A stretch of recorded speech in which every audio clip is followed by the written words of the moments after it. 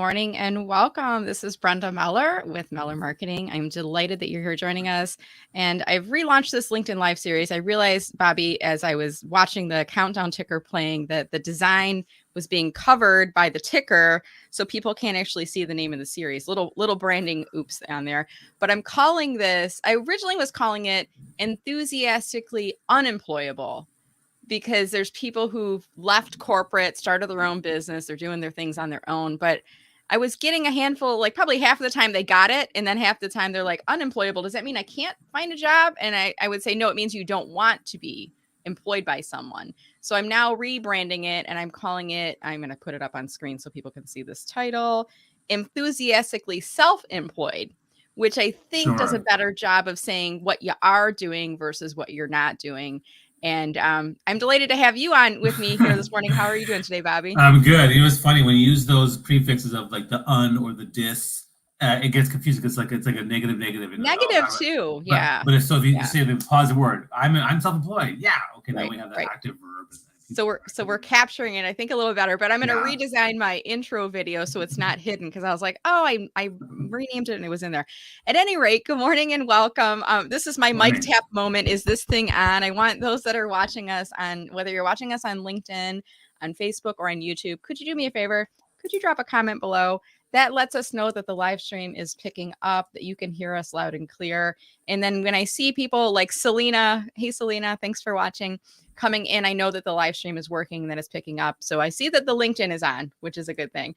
So while we wait for their comments to come in, Bobby, could you take a moment and tell us a little bit about yourself, who you are, what you do, and who you help? Sure. So I'm a professional speaker by trade. For the last 17 years, I've traveled around the world and done 1,000 keynotes and workshops across 4 continents. I'm a 5-time TEDx speaker. And over the years, I developed leadership. I focused on leadership development for the most part, but then I became known for certain expertise. The first one was authentic networking and connection with people. Then it became a personal branding guy that I focused on. Then the digital influence became a big thing with my 500,000 followers on Twitter and LinkedIn and Instagram and whatnot. So digital marketing and thought leadership became something I started talking about. What I typically focus on now is helping individuals and corporate teams with getting clarity on their personal brand, and then helping them build a thought leader brand from that. And by doing so, we will look at digital strategy, we look at mindset, confidence, speaking, storytelling, we look at building meaningful relationships and personal branding, of course, for focus, clarity, and direction. And then once you have that authentic, or once you have that thought leadership brand, that's where you basically generate business leads, generate business results. You get a TED Talk, you get a speaking gigs, you get media opportunities, you land book deals. And so for me, helping individuals and teams, land those business results or those outcomes specifically from thought leadership is what I love to do.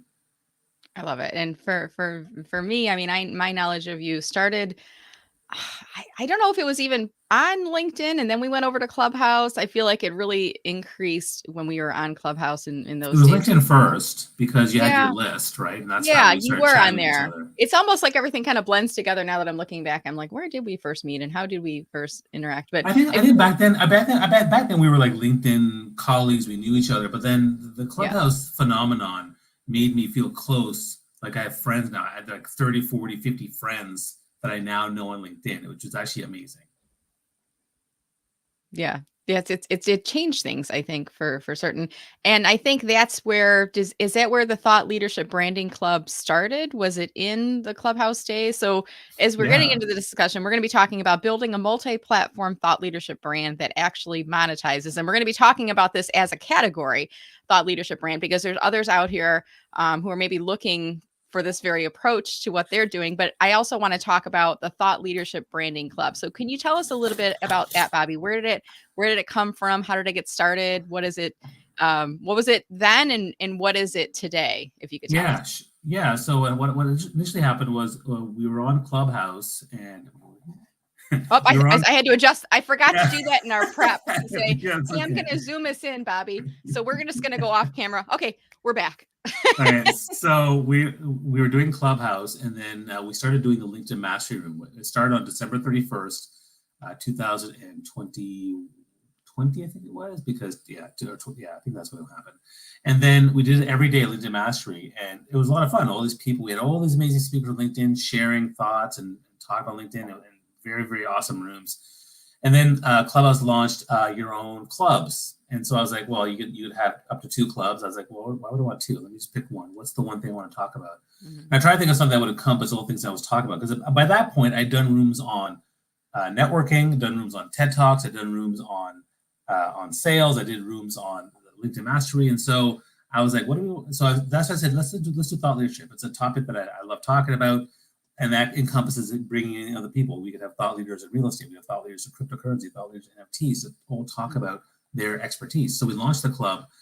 And at first, it was slow, but I was very proactive with talking to people. Hey, if you're in a room, why not put it under a club and let me promote you? I'll promote you on Twitter. I'll promote you on LinkedIn. And they were like, okay, sure. And then pretty soon we had 35 different groups running rooms in the Thought Leadership Brand Club, which started to grow, like 1,000, 2,000, wow. 4,000.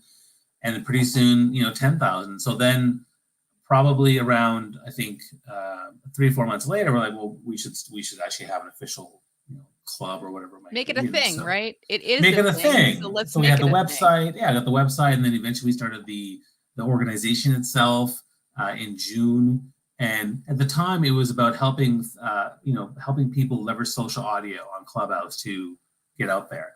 But then, I started doing Twitter Spaces, and then LinkedIn Audio showed up the next year. Mm-hmm. And soon we realized, let's focus on thought leadership. So now our primary focus is helping build thought leaders, whether you're a business brand or whether you are a career person. And social audio is one of our expertise, of course, but it's not the main thing. We're doing lots of things to help people build their brands. So that's really what we do now. We focus on that, and it's been certainly an evolution of how we've done things. And Clubhouse is one part of it. Clubhouse is only a small part. We're doing Clubhouse, Twitter Spaces, LinkedIn Audio. We're doing so much other things than just that. So you have, I think there's like 2 sides of the Thought Leadership Branding Club is what I'm hearing from you. There's the people that are running it, and then there's the people that attend it. Is that right? And is it a membership based? Is it just events? Or tell us a little bit about that. There's the people that attend these things. Obviously in the Clubhouse there's 35,000 people in there, and we have a room there, and so we have rooms, and people show up to all these different rooms for sure. So we worked with lots and lots of attendees. But then I think the main core is really the membership community. So that's a paid membership community. And there's probably right now about 40 to 50 people in the group. We have a private WhatsApp group where people share questions, share thoughts. Sometimes people share challenges. There was someone going through a challenge the other day, and people were sharing a lot of love and hearts and things like that. And then we have 2 weekly calls where, people, bring in their challenges, they talk about their businesses. We'll do a mini training every time. Like there'll be like a 10-minute training on something specific. Like, one time I say, okay, here's how you DM people. Here's a strategy for your company page. Here's a strategy for doing a really good profile video, things like that on LinkedIn or anything, Twitter. It could be anything, an Instagram discussion. Right. And then we just check in. And I think the whole point of community is being able to be part of I'm part of other communities too. I'm part of a mastermind group. I'm part of another community group through my own coach. And so I understand the power of these communities, having done them multiple times. And so that's kind of what we've built here for our community, and a small but growing community, which is great. That's awesome. And if you're just joining us, we're talking today about building a multi-platform thought leadership brand that actually monetizes. And we're going to kind of break that down as we go into it. I had Bobby talk to us a little bit about Thought Leadership Branding Club to get this conversation started. And one of the things I really love about the club that you're running, Bobby, is going back to what we have right here on screen, it's multi-platform. It's not just a Clubhouse thing. It's not just a LinkedIn thing. It's not just a Twitter thing. I think you've got Instagram, you've got people who are knowledgeable about TikTok and other platforms as well. Is that correct? And if so, can you list out all the platforms that you guys cover or that are included as a that's a great question. So now we launched a mastermind group specifically on 4 platforms, actually technically 5. So Clubhouse, LinkedIn, Twitter, Instagram, and TikTok to help people with all those different things. But again, within our community, it's very diverse. So we have several video experts, we have several career experts, we have several tech experts, we have people in different ranges. So and not that we focus on YouTube, but if someone wanted YouTube support, there are people in our community that can help them with that. We can probably run a mini training. But I think the main places which we are those 5 that I mentioned for the most part. But I think I can certainly help you with YouTube. I can certainly help you with marketing. But I think we focus on the whole thought leadership brand, which is again your digital presence. So if people want help with their digital presence, whether it's content strategy or I want to get better on Twitter or get better on TikTok, we can help them. If they want to get better with their storytelling and speaking, and confidence speaking, then again, we can help them. So I have a model that I use for thought leadership branding, and within that model are all the different ways in which we help people elevate. Okay, and I'm just trying to, as you're talking right now, I'm trying to pull up your website, .leadershipbrandingclub.club. Is that right? Yeah, that's right. That's right. Okay, and from here, and we could learn more about. I'm jumping ahead a little bit, but I think this that's will fine. help us with telling the story a little bit as well. In terms of the offerings and things that are as part of this umbrella, and going back to the topic that we're gonna kind of focus on today. Let me pull it back up on screen. I gotta scroll through here. And I think that, and also I'll announce that this week actually we have our Bring a Friend Day at the end of every month. We invite people to come to our weekly coaching calls. They're 45 minutes long, Thursday at 4 p.m. and Friday at 10 a.m. because we have people from India and Australia, so we have to accommodate the time. And so you're welcome to come see what it's all about and take part in the mini training that you're going to get, as well as meet some awesome people, and that's really what it's about. And then so there's that value of the membership piece, and then there's also the value we get from the workshops we do. So we also do workshops. So we just did one on social selling in January. We did another one on multi-platform content strategy. We're doing one in March on storytelling, and club members get access to that and the replay for free, as well as they get other benefits too. So there's lots of things that we offer for the community. That's awesome. Lots of things. Sounds like lots of things running underneath it. So let's break this down. We already talked about multi-platform, and maybe just to dive into that a little bit deeper. Is this kind of the don't put all of your eggs in one basket type of an approach? Is this reaching more people? Why do you cover multiple platforms as a part of the group? Or why should people, as they're building out a brand, why should we be thinking about being on multiple platforms and not just focusing in on one? Yeah, it's a bit of both, Brenda. The first thing that comes to play is that, there are stories of people who have struggled on a platform and got kicked out for whatever reason. So my friend Carlos, who got kicked out of Facebook, and I figured, what am I going to do with myself? And he had to start his own business all over again on LinkedIn. Melanie got kicked out of LinkedIn for a month, and she was like, my entire business here, and she's freaking out. When Elon Musk took over Twitter, and I have 500,000 followers, and he was doing crazy stuff. I was like, man, dude, you're killing my business here. I was like, every day I'm like going in, I'm like, is it still open? Is it still working? Okay, Bobby's still there, Twitter. And then there was like that day where he took down Twitter Spaces, and I was like, well, there we go. He was upset about a question. So I was freaking out. I was trying not to show that I was freaking, but I was freaking out because I built a lot of clout there, and so. We're on paid real estate, so we have to understand that to me is the first thing that came to play. Yeah. The second thing, of course, is kind of something not very well known. But what's interesting, having been a social media guy for many years, so I was an early adopter, Facebook, then onto LinkedIn, Facebook in the early days, and all the other ones. I've done everything, and something I've learned is that while a lot of people advocate for you can make money on LinkedIn. You can make money on Instagram. You can make money on you can. There are people who and people who say Facebook's dead or Twitter's dead. They don't get it because there are people making money off Pinterest. There are people making money off Snapchat. Yeah. They just don't understand how to do it. But what I've learned is that every single platform has a way for you to monetize. At the same time, what I've also noticed that there are some people who are trying so hard on a platform and it's just not working. There are people on LinkedIn who are doing all the things we think that they're doing right and putting the content out there, and they look like these amazing people having great lives. They're making zero money. There are people doing the same thing on Twitter, same thing on YouTube, and I have a YouTube colleague who has literally 2,000 videos, and I said, so how that's amazing. Wow, it's an investment. How much are you making on it? It's like nothing. It's part of it's like having the book, but okay, but that's a lot of work, right? So. To me, sometimes the platform you're on doesn't work, and maybe if you have another one, that could work.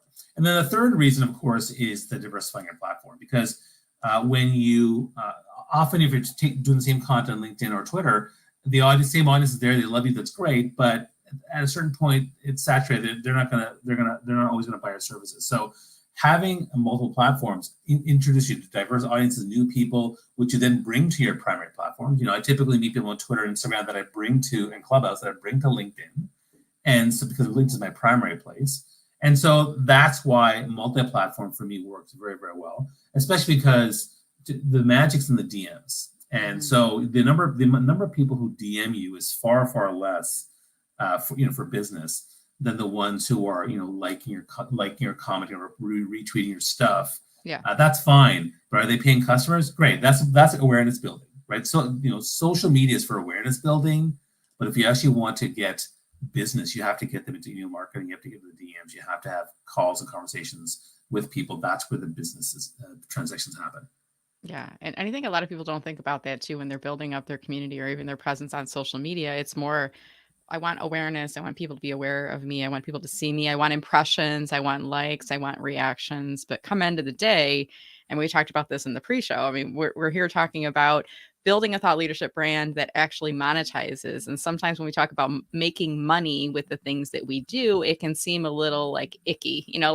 For some people, it's uncomfortable to think about that. But come end of the day, we've all got 24 hours, every day. And part of that needs to be business building and revenue building for us. Otherwise, I talk about this being enthusiastically self-employed. You cannot be enthusiastically self-employed if you're not making money for your business. Right, Bobby? Absolutely. I mean, that's the biggest stress for most of us started as entrepreneurs, right? I mean, when I first started out, that was the thing. How am I going to make money? Well, and also even learning my pricing, because I was like, oh, well, people want to pay for what this. What do you charge, right? That's a challenge. Yeah, what do you charge? That's still the hardest thing for me, 17 years later. But I think it's something that we all struggle with. And so I think, yeah, absolutely. You have to find a way to monetize and grow. And the awareness thing is one. It's exciting. Awareness is nice. Oh, look, like when I first started out, I got 5,000 followers on Twitter. And at the time, I wasn't thinking about, what was I doing to monetize back then.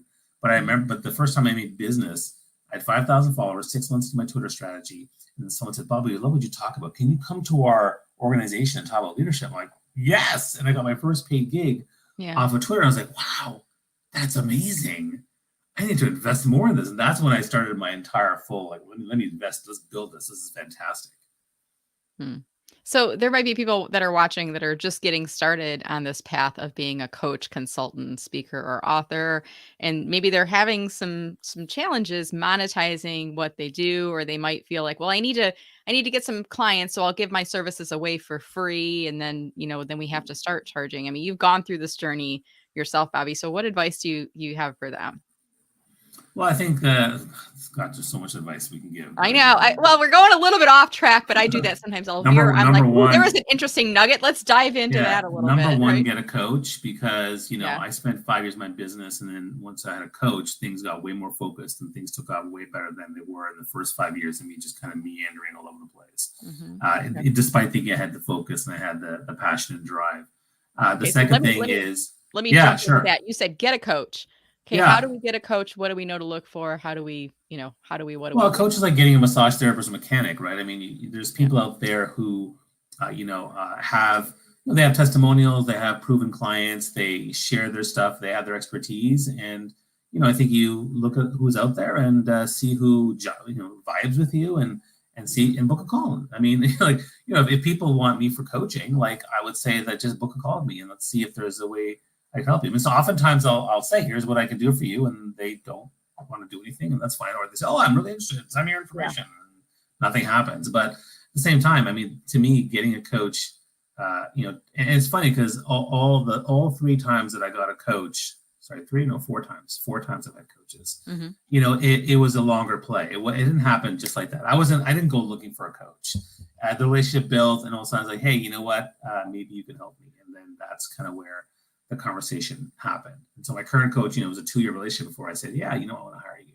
And so, but I think getting that coach is a way for more focus, more accountability, for soundboarding, for them to champion you. Because the thing that people don't know about coaching, if I coach you, I want you to succeed. Because then I'll get the testimonial and we all look good and I feel better and I feel good about, when I got this, email saying, oh, Bobby, this is really weird. I'm like, this is awesome. I had a TEDx client and I guaranteed her a TED Talk, right? And I was working with her, and then she just announced on LinkedIn she had a TED Talk. I was like, oh man, that's awesome! That was the thing, right? Yeah. I know. I'm so happy. It's like, this is amazing. I was like, I feels fantastic, right? So there's a lot of reasons why getting a coach and also being a coach is quite rewarding. Yeah, good. So second going tip? back, go ahead. Oh no. Yeah, go ahead. Second tip is I think it's really important to lay out what exactly are your offerings and what you do, what the benefits are, because a lot of people do that. So we did a training in the Thought Leadership Brand Club where I laid out, okay, what are your offerings? What's the value ladder? How do people approach you? Because when you have all the different value offerings, then you know what you're gonna charge and things like that. So for example, I do LinkedIn audio rooms for free, but then I'll do a webinar for a certain amount of money, and then I'll do a deeper training for another amount of money. Then I have my group coaching, then I have my one-on-one, and it's higher, higher, higher. Right. And you have to come up with pricing that makes sense to you, that's valid for the target audience. Mm-hmm. And once you have that, I mean, you may be uncomfortable at first, and I was too, but eventually you get used to it, and next thing you know, you're charging more. And I think a lot of people are too afraid to have their pricing. And I can share the story that as a speaker, my speaker agent, said, no, here's the price, fixed price, boom, that's right. It. I mean, some negotiate, some don't. Some don't. I mean, sometimes you say, what's your speaker budget? And they're like, we pay our speakers $750. Yeah. There's no negotiation. I have $100. And you got to figure out, okay, do I want the $750? Is that good enough? Yeah, no, I know. Right. But when I started with coaching, I was new with coaching. I was like, I don't know. And I was like, oh, and so I used to have like this huge list of, here are my 4 different ways you can pay me as a coach, and that didn't work. And then my third coach said, no, Bobby, just tell people what the price is. One price. I was like, okay. And then I did that, and then I started getting clients because it was just straight up the one thing, right? So I think having that clear list of your offerings and what you charge for them is absolutely important. The free thing, that only comes through other things. Like once I have a set price for my speaking, right? Certain people might ask me for things like TEDx doesn't pay, and then my nephew said, "Can you speak at my high school?" Yeah, I'll go to your high school. You're my nephew. Then it's like, there's a personal value to that, and there's also, me, Bobby, I'm a big believer of social media karma. If you ever asked me to do anything for you, I wouldn't ask you. I wouldn't charge. I mean, I'd be like, yeah, of course, because I feel like you've made so many deposits into my bank account. I would feel guilty to, I was like, of course, whatever you need. And same thing for your high school or the TEDx organization. You get video, you get photography, you get that kind of cachet that comes along with it. I think you have to determine that, right, for yourself. Yeah, absolutely. Yeah. All right. So that's the first one was get a coach. Second one is list out your offerings.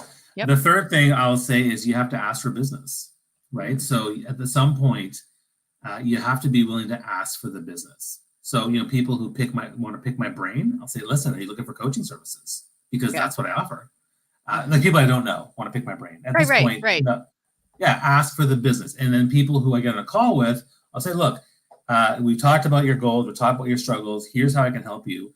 Here's my program. Are you interested?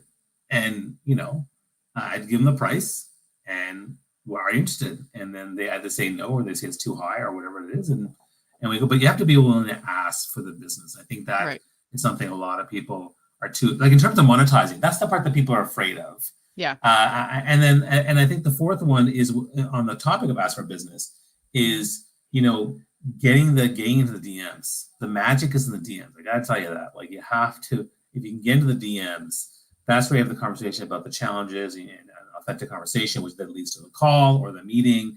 And then that also leads to potential business. So to me, the DMs also are a big part of where the magic happens. Because again, the audio room and the social media stuff is great for awareness building. Comments are lovely. You have a nice conversation, but you're not going to ask for business on the comments either. You're going to say, DM me, or let me DM you. Right. Like you want to move it from a mass communication to a one-to-one, because that's where relationship building is occurring. Yeah, you want the focused conversation. Absolutely. And I think the last step I'll say, of course, is everything's about the relationship, right? So building a relationship starts with, starts with awareness. Then it builds to familiarity, which then leads to trust, and then which leads to, okay, now, the hunger or drive to want to work with you. So that to me is incredibly important when it comes to monetizing. No one's ever paid for my stuff unless they trusted me. Yes, that's true. And I was thinking about this the other day, and I was talking about this in an earlier LinkedIn Live last week. We've all heard that expression that people do business with people that they know, like, and trust. And I've added a fourth word to that. People do business if they know, like, trust, and value you. They have to see that you offer some value. And I think for you, you're the kind of person to me that when I think of personal branding, I'm immediately like, you're at the top of my list. When I think of TEDx talks and coaching people for TEDx. You're at the top of my list. This whole thought leadership branding club. I know there's many people that are involved, but like for me, I have, I have a huge fan of Bobby Umar. Is there a fan club? Like I'm the Bobby Umar fan club. I feel like you're the kind of leader that you bring such a great cross section of people together with you. And I value you. I had an email I think I sent you, was it last week, where somebody was pitching, hey, I can work with you for TEDx talks, and if you don't get it big, I'm like, and I've never heard of this person. I don't know how I got on their email list. I don't know who they are. And I'm like, it's such a, this blind email approach is not effective. And I forwarded it to you. And I said, I'm not interested in working with this person at all, but I just thought you might be interested in what your competitors are doing. I think that's, part of what you are doing all the time, Bobby, right? Is building up your reputation, your personal brand out there. Would you agree with that? Absolutely, but I want to comment on the thing you said about the no, like, and value. Yeah. I'm sorry, no, like, and trust, and then you said like, value. Trust, and value. Right. I think that way of position is that you want people to know your expertise, like your expertise, and then trust your expertise. Yes. Mm-hmm. And that's where they value you and they want to work with you, because they get to that hunger. Oh man, I like this person's expertise. I know what they do. I trust it. I want to work with them. And so that's kind of how I position it. Yeah, I think for me, the value piece was I have, and I think you're probably the same way. You have a lot of people that will follow you, that will watch your YouTubes, they'll read your blogs, they'll come to your free events. I've started turning the dial a little bit, and now I'm charging for my webinars. Not a lot, but enough that, if I have 10 people coming out that pay versus 200 people that aren't going to pay, and then only 15 or 20 of them come out, I have to make sure it's worth my time. But I also think, and you may have heard this expression, if you pay attention. So the value element of it is, do they see enough value in what you have to offer to put out some cash, even if it's a little bit of cash? I think that's the piece. And you've done a really good job with the Thought Leadership Branding Club of that, because in the beginning, I feel like it was free. Am I remembering this correctly? And then you started making it, you monetized it or help? In the beginning, everybody who was running a room in the club, on Clubhouse, was part of the inner circle, as we called it back in the day. Yeah. Inner circle lead moderators, we called it. But then later on, we transformed it. This is a membership community. This is kind of how it's set up. And so we changed that. And, and again, that's the thing, like, one of the best ways for monetizing what you're doing is, what are the levels in which they access you, right? There was this great piece by Brenda many years ago with the circle of trust, and the closer they get to you, and the more personal attention they get from you, the more they should pay, right? So you have the free audio rooms, and then you have the membership community. And then the next level is those trainings and webinars that we're doing. The next level is the group coaching or masterminds. And the next level is the one-on-one. And so taking people along that path, some people go all the way, some people stay at certain levels, and that's fine. But I think having those different levels is really important to have. Yeah, I think it's interesting to watch, as you guys have evolved, and now you're doing this Bring a Friend. Is it Bring a Friend Day, or what are you calling it? Bring a Friend Day. So yeah, we started this. We just started this actually in December. But basically, the idea was we do the weekly calls on Thursday and Friday. It's like, let's do Bring a Friend Day. Every member is there. Bring a friend or two to see what it's all about. They'll see us doing the check-in. They'll see us sharing a mini training for 10 minutes, and then we'll have a discussion about whatever is the topic of the day. And so I think people will see the value of what we're doing, and then if they're interested, they can talk more about joining our club. Yeah, that's great. I think it's a great way to kind of sample it, to get some exposure to it. And I was telling you in the pre-call, I had someone I recently was talking to in the past week, and I'm blanking on who it was right now, but I think they joined the club. And I was, and it's funny when you talk about something and you're like, Bobby Umar? I know Bobby Umar. I know the Thought Leadership Brand. Like, I took such pride in it. And I'm like, I knew that before you knew that. And it's great to see, friends and networks kind of intertwining and interconnecting. I want to shift our gears and go into some audience Q&A now. And we're here today talking about building a multi-platform thought leadership brand that actually monetizes.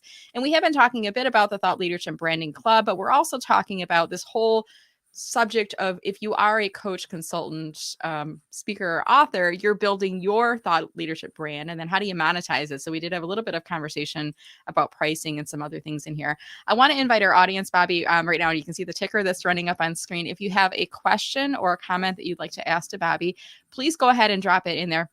hey, even if you don't have a question or a comment, just say hello or something so that we know that you're watching. I can see the numbers of people, but we can't see you unless you interact with the post, either by liking it or even more, I would say by commenting on it. And maybe you know someone who can benefit from this conversation. Maybe they are getting their business started as a coach, consultant, speaker, author. And there Maybe are some nice they're comments too already, which is nice. But yeah, right. give us Yeah, more tag them in, comments. because you can be the change you wish to see in the world, and you can help to bring this visibility to them for later. All right, so let me pull up a couple things on here. Question we have from, Joey Himmelfarb. Yeah. And Joey was one of the guys I remember in the Clubhouse days when he would come in the rooms, he would ask a question and he would be like, and we worked out a way to ask it. And I would say, Joey, ask it this way. Say, I have a friend who is wondering. If you didn't want to ask it for yourself, if you didn't want to self-identify, I have a friend who is wondering, how do you leave your job if you don't, whatever type of thing.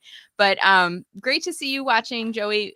And Bobby, he's asking, how do you manage your day and your demands for your time? So going back to that 24 hours, how do you slice and dice it up? It's funny. Two parts I'll say this. One is that I've actually been known to be very, very good at this. People say, how do you manage, being an entrepreneur, being a dad of young kids, and all the things you do? How do you have your hand in all these different things? At the same time, I can really admit it's very, very difficult. Mm-hmm. It is challenging. There's things that, pass by that I didn't get to, and I struggle with that sometimes. I worry about those things. So yeah, I think that this is something that is a huge challenge. I can think of several projects on top of my head that I haven't got to. One with the kids that I was supposed to do this week, which I never got to. It's like, okay, now when am I going to do this? And then small things like, when am I going to book my camping trip this summer? And then there's all the business stuff, all my newsletter issue that I have, all these things. So I think so one of the ways to manage my day and demands, number one, is to get all that stuff out of my head onto a piece of paper, because if it's in my head, it's going to simmer and distract the heck out of me. Yeah. The second thing is I look at planning for I pretty much plan. I plan my quarters. I plan my month. I plan my week for the most part, and then within that, I kind of plan what I want to accomplish today. What are the things that I want to focus on today? So that's typically what I might do, and then I also leave room for fire time, because fire is something always shows up. Something always shows up to distract you. Yeah. And so I think that's another thing. Like I book about 80% of my time. The other 20% is open up for the fires or things that show up. There's things I do that are more focused, like, for example, email. I will focus email on a certain time. Like I'll spend an hour on email versus. Do you lock time on your calendar, or is it more like, first thing in the morning and last thing at the day? It's usually my morning routine. My morning routine is to let me go through some emails and, plug away at like 10. In fact, I was just talking about this on Richard Vanderblom had this whole thing about his email inbox, and I shared my whole deal, delegate, delete, and delay system that I have. He's like, hey, tell me more about that. And I'm like, well, it's a system that I have because my inbox only has 30 to 50 messages in it, because I take care of those things. Nice. Yeah. And so having systems for doing that, I think, goes a long way. Turning off all my notifications for everything goes a long way. I don't get email notifications about anything. People think, turn them off on your phone. They're like, you have 650,000 followers, you must get tons of emails. No, I don't, because all the notifications are off. And I only go into LinkedIn and Twitter and whatever with purpose when I want to, because I've allocated time to do that. And that's, again, how I manage the times. And the other thing is, you have to prioritize things. Like on my phone, when the kids are little, not anymore. I used to have this alarm on my phone at 5:30 p.m. that said super daddy mode. Yeah, and turn off work and shift to dad mode. It was a reminder to, okay, what's happening for dinner? Kids are coming home soon from aftercare, and now, got to turn off work. And that's kind of how I had to navigate it. Now it's a little bit different because the kids are older, so they have things that they do. So now I plan work days where I work till 7 because the kids are doing something, to play basketball or whatever. And I mix and match what I'm doing. And the kids are older too, so it's a little bit easier when they become older. Yeah. So I'm very mindful of my time management, particularly during the working weekdays. Whereas on weekends, again, I definitely take time off. I used to really hustle a lot on weekends, but now I need my breaks, need my time off, and I also don't get caught up. But the mindset piece has been really good. Like I've been really blessed. Like if I take an hour and a half for lunch, I don't care. It doesn't bother me to do that. Whereas I know some people, oh my God, I have half an hour. Right. And I don't, or if I start late or I work late, I don't get worried about those things. I have things to do, and some things don't get done. I let them go and move them to the next day, because there's other things that are important as well, including my health and my kids. Yeah. It's so important. Health, health and family and, Yeah. very important. Okay, we've got another question from Sweta. Hey, Sweta, thank you so much for watching. And she's sharing, she wished there was transparency in pricing for us to compare the rate. This is why there is pay gap in the industry. I think, she might be alluding a little bit to employees and salaries and things like that. But what about us as independent coaches, consultants, speakers, authors, those types of things? I even hear, when people are first getting started with speaking, for example, they're like, well, how much should I charge? Like somebody approached me and they want to pay me. How much should I charge? And there's not necessarily transparency because a lot of us as speakers, we don't put our rate on our website. It's Yeah. more, I mean, I have a way that I price mine, but what are your thoughts on this, Bobby? Well, I think part of it depends on the industry you're in and what you're trying to do, right? So, when it comes to speaking, for example, or coaching, I mean, it's a very individual based thing. And Yeah. so, a lot of people don't want to say, well, I'm only at this rate or that rate. And so I understand the reason for that. So I think my speaking rates are not public, right? They go through my agent, and my agent is very clear. We don't publicly share people's rates. Mhm. And I get it. And they've explained it to me. So I understand that. Other times, it's good to have it up there. I think that part of the challenge, of course, that you meet people, and like the argument is that if the rates are public, then you'll only attract the people that are willing to pay it. Whereas if they're not public, then But the thing is, I generate more business by actually having the call and saying, "Here's the outcome. Here's the value you're going to get out of it. Yeah. And here's the price. What do you think?" And for the most part, they'll often say, we did a speaker mastermind program for TEDx last summer, and I actually went and I said, I guarantee you get your result back and your investment back. And one of my clients who booked 3-4 speaking gigs, he's like, yeah, I already made more. Yeah, got it back. Like how long does it take? take So you said what you said. The reason I signed on with my coach recently, he said, I guarantee triple your money back based on what you're going to pay. I said, okay, I'll do this. And then he did it, and I was like, okay, great. And it didn't even take a year. It took like 4 months. Like that was fantastic. Yeah. So so I was saying that for the speaker thing. I mean, for the speaker thing, again, it really depends who you are. But like when I coach speaker, I run speaker masterminds. When I coach speakers, I mean, you have to look at what the industry will look for, especially how much experience you have, how much credibility you have. I mean, if you went into space, yeah, you can charge thousands of dollars for a speaking gig. If you won 4 gold medals at the Olympics, yeah, you can charge a crap load of money based on that singular achievement. Okay. Yeah. But for other things, no, not so much. And I'll be transparent. When I first started, I charged $500 for a speaking gig. This is 17 years ago. Yeah. And my mentor and coach at the time, he said, at some point it's going to rise, and you got to raise it. You're probably like, ugh. Yeah, and then you raise it, 1,000 and 1,500, and then there's a lower bar. What's the lower bar where you're not going to go do stuff? Yeah. And then that lower bar started to shift along the way, and so I started learning that as I went. With most speakers in my coaching programs, it's anywhere between 1,000 to 2,500 is what I often recommend. I had one person I was working with, and she was charging $10,000. I was like, "Man, you are sure." But people do that. People charge. There are people out there that charge regularly 5,000, 10,000, 20,000. It's possible. It's not. There's not the realm of possibility, and that's outside of it. That is inside the realm of possibility to charge. No, for sure. No, I do it, but that person, I said, you're just starting out, and that's why the client is like running away. Like you're way overpressed yourself. Like way too much. And she's like, yeah, but I'm worth it. I'm like, I understand that you can believe, but are people willing to pay it? That's you can believe you're worth $50,000, but are people willing to pay for that? Because based on your experience as a speaker and all the cred you built up, and you have to think about those things because that's what people are paying for as well. They're paying for that because they're trying to attract audiences to their event. And if they bring someone who's like, oh, this person has a coaching certificate and they worked for 3 years in this industry, and you're not going to attract the people. Whereas if you're Gary Vaynerchuk or Brenda Brown, yeah, you're going to attract people because you have this huge thought leadership brand, which goes back again. That's why thought leadership is so important. The bigger your thought leadership brand, the more you can monetize and also charge more. I love it. That's such a good point. Know, like, trust, and value, right? The bigger your brand, the more the value that you have out there. It's all connected. And I want to talk about something briefly before we go on to the next comment. You talked about your when you're charging a speaker fee. I think it's important to know, like, what do you want, but what's your minimum? And then there's probably a range. I mean, there's probably really is no ceiling, really. Like if somebody said I'd pay you 50,000, you're not going to say, no, I don't charge that. You're going to take it. But of course, what's your minimum? And we were talking about this a little bit earlier, or maybe it was in the pre-show. Like, maybe you'll take less than your stated fee, but then for me, I'm always going to try to negotiate something along with it, because if I'm making a concession in the negotiation, then I'm going to ask for the opportunity to sell my books or to offer one-to-one coaching, or, you know, something else along with it, and, you know, making sure that my travel expenses are included if they're going to negotiate the fee. But I think it's really important to know your ceiling. And also, I think, Bobby, to know when to walk away.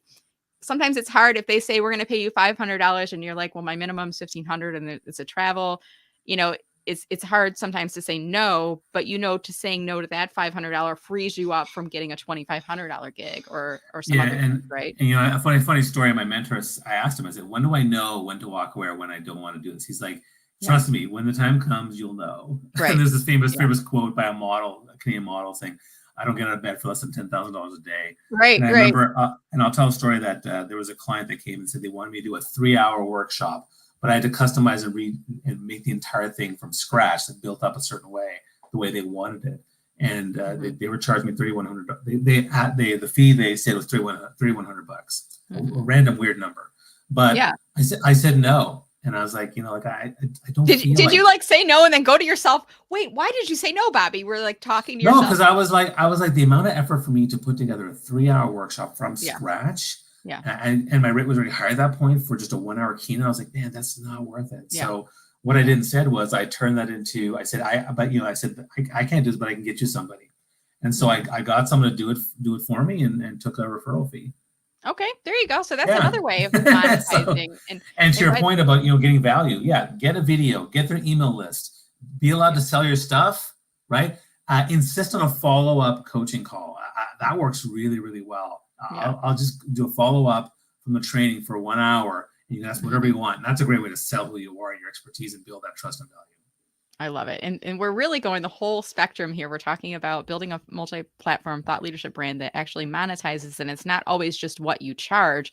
I love what you just said, and there was a real gem there. I want to point on it for a second. Having referral fees. Because if you refer business to others, you know, you're giving them business, and some people have an affiliate link or things like that. And other people will say, I'll send you business, but I would like to get a 10% commission from it. And that way you're building money into your business without even doing the work. The work is the referral, of course. And as a speaker, I know all the people that have different expertise. So if I need someone who's a DEI person or an HR person, I can refer them as part of my business, and that's how we partner. Yeah.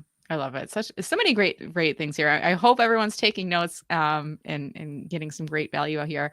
So Selena is a person I've started recently connecting with, and she's saying the magic is in the DM. She's noticing that right now. And I'm wondering, some people that are watching this are going, okay, how do I get people in my direct messages, my DMs?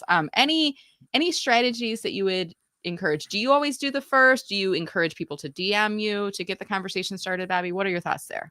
Well, you can encourage people to DM you, but what percentage do that? 0.001%. Yeah. But here's the thing: if someone DMs you first, that is a huge priority for your social media time for that day. Respond right away. Get into that conversation, because that's a hungry person. That's a hot lead. Okay. But number one, I'll ask people, hey, can we have a DM about this? So in the comment section, I'll say, let's have a DM. And then number two, just do it. I just put it out there. I say, hey, listen, and I start a conversation with people about whatever it is, whether they're part of a group or they've been to an event or whatever it might be. I find a way to start a conversation with folks, and you just do it. Once you do it, then people start responding, and then so not everybody does, but some do, and those are the people. That to me, I prioritize the DMs, because when someone DMs me, those are the first things I deal with. Emails that are business related and DMs, because that's where, again, the magic of money is. Yeah, absolutely. I'm going to drop 3 quick comments on screen here. The first is from Kim. Thank you so much for watching, Kim. And by the way, Kim, when I said earlier, make sure you at least let us know that you're here. I love that you dropped this little emoji. Hey, here's me watching. I love that. But then you had said, it's amazing how the things that are being talked about can apply to other areas of business. So, for example, franchising, franchise development, brokers.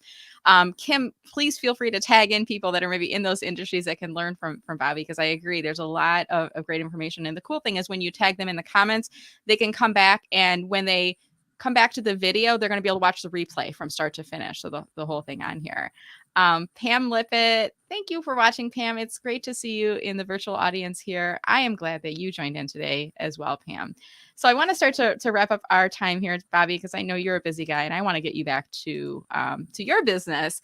So as we start to wrap up the conversation, first, could you remind those of us that are watching, if we're interested in working with you, what are the services and offerings that you have, and how can people get a hold of you?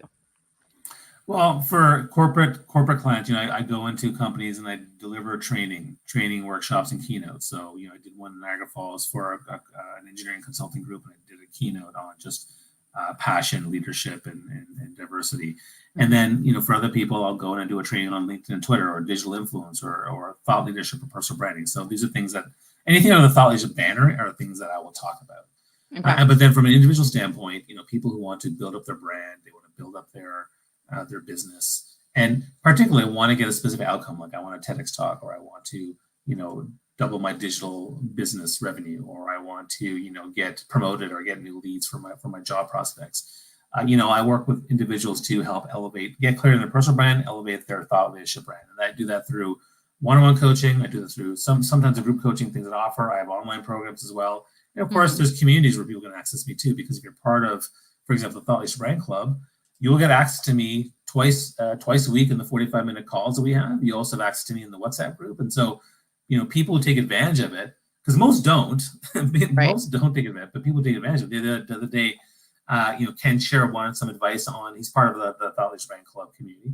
He said, hey, can you look at my speaker sheet? I'm like, yeah, of course I can. And I basically went through it, gave him detailed comments, and then I shared in a sample sheet that I thought would work well. And I said, here's what you can put together. He said, this is fantastic. I'm like, great. And I did that in like 10, 15 minutes. So there's, lots of ways that I can help people within the community or within the coaching and the trainings that I do. Awesome. And I just pulled up, I should say, your LinkedIn profile, and I dropped your LinkedIn URL up on screen as well. Awesome. I believe you're open to connecting to anyone, Bobby, or what are your thoughts on connecting with folks that invite you on LinkedIn? Well, for the most part, I've kind of, to be honest, I've actually maxed out my connections. So I think that people can follow me, no problem. I'm happy to do that. But again, one of the things you'll know, one of my brands that I'm known for is I'm responsive, which means that if you DM me, if you email me, if you text me or WhatsApp me, or if you put a comment on my post and ask me any question, I'll respond to it probably in less than 24 hours, if not immediately. I'm very good at that. That's awesome. That's good to know. And I did put on here, I know that you have creator mode set up on your profile. So if you wanted to invite Bobby to connect, even though I know you're maxed out on your connections, you could still invite him to connect and include a note in there, mention that you watched him on the show, or like Bobby said, comment on a recent post. And that might be today's video, comment on here, follow Bobby across the other platforms and networks, or, look up the Thought Leadership Branding Club. And by the way, where should we start? Should we go to the Thought Leadership Branding.club website? Should we look up the company page on LinkedIn? Bobby, what's the best first route for people looking to learn more about that? I'd say the company page on LinkedIn is probably the best place to go to, because it's very active. Like the website's pretty static.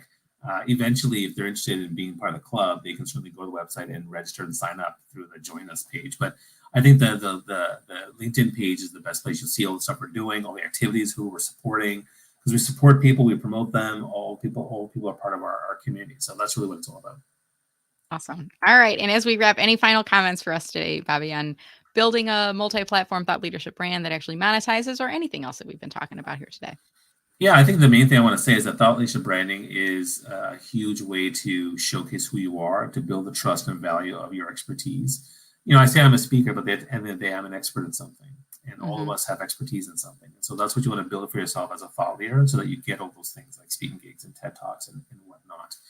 And actually, I'm doing a TEDx talk webinar, a free training, actually, end of March. So you can look for that if you're interested.